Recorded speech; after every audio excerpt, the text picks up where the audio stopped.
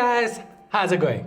Now we recently did a video talking about the best camera phones under rupees 20,000 and it turns out a lot of you guys do have some more money to spend and you've been asking me for the best camera phones under 30,000. Well, that's what this video is all about. In today's video, we'll be taking a look at some of the best camera phones under rupees 30,000 that you can buy, whether you prefer vibrant shots or close to reality shots. And they all come with various different lenses to upscale your photography experience. Also, I have some bonus phones that I will be talking about at the end of this video, so make sure that you watch the entire list. So without wasting your time, it's one from GTR and let's get started.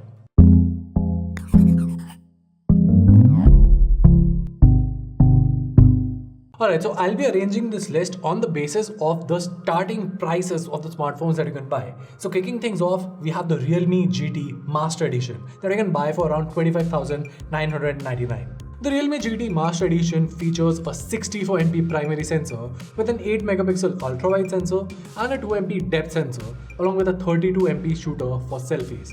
Now, I recently did a long-term review of the phone and the camera has definitely come a long way from its initial launch time. The shots are vibrant, sharp and have a lot of detailing in them.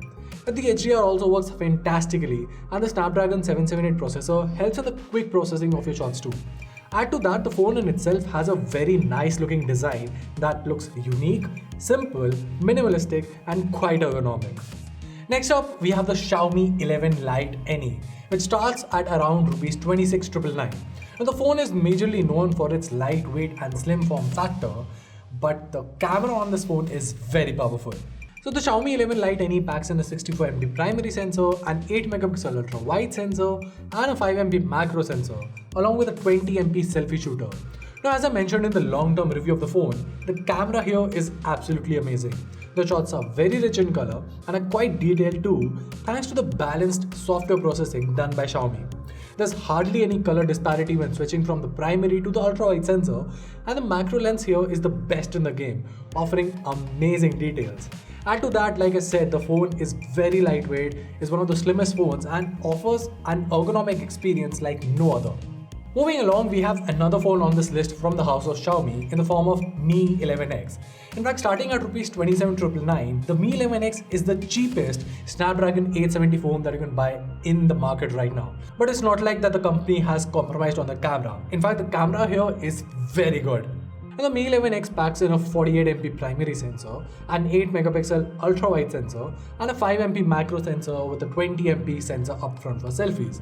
Now, I know some of you might think 48MP is a little low by today's market standards, but I'm here to tell you otherwise, because the camera on this boy is damn good. The shots have very good HDR, and selfies are pretty amazing too. Add to that the plethora of Gcam ports available for this phone, and you have a damn good point and shoot camera available in the form of the Mi 11X. Also, let's not forget, like I said, it's a Snapdragon 870 smartphone, so it's one of the most powerful smartphones on this list as well. Next up on this list, we have the Poco F3 GT. Now, we've done various videos around this phone to highlight that while many people consider the F3 GT to be a gaming phone, it's so much more than that, especially in the camera department. In fact, as we highlighted in our comparison video of the F3 GT with the Realme GT Neo 2, it's indeed the Poco device that comes out on top. The 64MP primary sensor, 8MP ultra-wide sensor and the 2MP depth sensor together bring about a great camera package that should suit everyone's needs. Add to that the richness on offer by the 16MP selfie shooter is one of the best in the segment. Of course, let's not forget the Poco F3 GT does have gaming specific features, especially in the form of those gaming triggers, and the Dimensity 1200 processor is a very powerful and capable processor as well. Alright, so now everyone has their own preferences and sort of favorites, right? Well, when it comes to camera smartphones under rupees 30,000, while there are plenty of options out there, my personal favorite has to be the OnePlus Nord 2.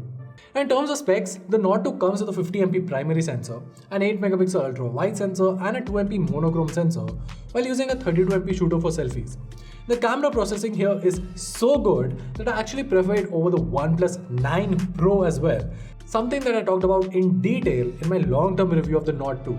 The shots are detailed, have a good balance of HDR, and the slight tint of saturation is so well controlled that it makes the shot vibrant while not too saturated. The selfies are also the best that we've seen from OnePlus in a very long time, so that's also good. Add to that the benefits of Oxygen OS, and you have a very reliable device in the form of the Nord 2. Alright, now speaking of personal favorites, while the Nord 2 offers great photos that I can directly post on social media, I am more of a person who likes to manually edit his own images later on.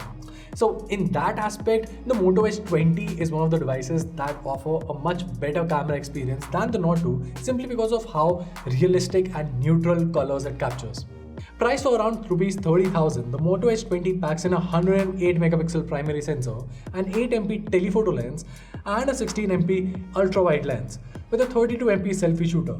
The on-paper specs already scream flagship level camera performance, and combine that with the Snapdragon 778 processor, and you have a very good device on your hands. The shots are captured closer to reality with natural colors and good details, and the HDR works absolutely amazing on this phone. The inclusion of a telephoto lens means that you get 3x optical zoom as well, but more importantly, your portrait shots also come out looking stunning. With that being said, if you don't fancy the telephoto lens, you can actually save a couple of bucks and invest in the Moto H20 Fusion. I mean, we've already done a long-term review of that phone as well on our channel, which you can check out from here. And basically, it's a pretty good package overall. Alright, now I do stress a lot on HDR performance when I'm talking about camera reviews in specific about a smartphone, right? And when it comes to HDR, nothing comes close to the performance of Samsung. Well, for under Rs 30,000, you can actually buy the Samsung Galaxy M52 5G. The Galaxy M52 5G offers a 65 MP primary sensor, a 12 MP ultra wide sensor, and a 5 MP macro shooter, coupled with a 32 MP selfie camera. The camera performance of the Galaxy M52 is damn good, with the phone excelling on all fronts, but especially in the HDR department. Even human subjects come out looking very good. Also, Samsung has controlled the level of saturation on their shots, so the end result looks very vibrant and not oversaturated. Add to that, the device in itself has a very minimal and not so flashy look that might appeal to you. We have already done a long-term review of the Galaxy M52 5G as well, that you can check out for more details about. Okay, so those were some of the best camera phones that you can buy under Rs 30,000. But wait, there's more.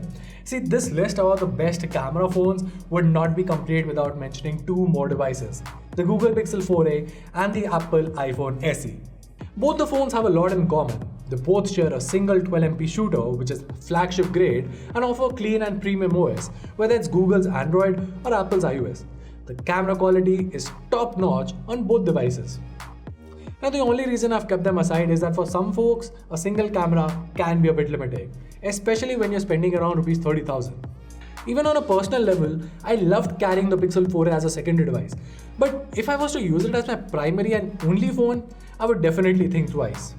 With all of that being said, most of us only use the primary sensor on our smartphones any day, and if that defines your camera usage, then you can definitely look into the Pixel 4a and the iPhone SE.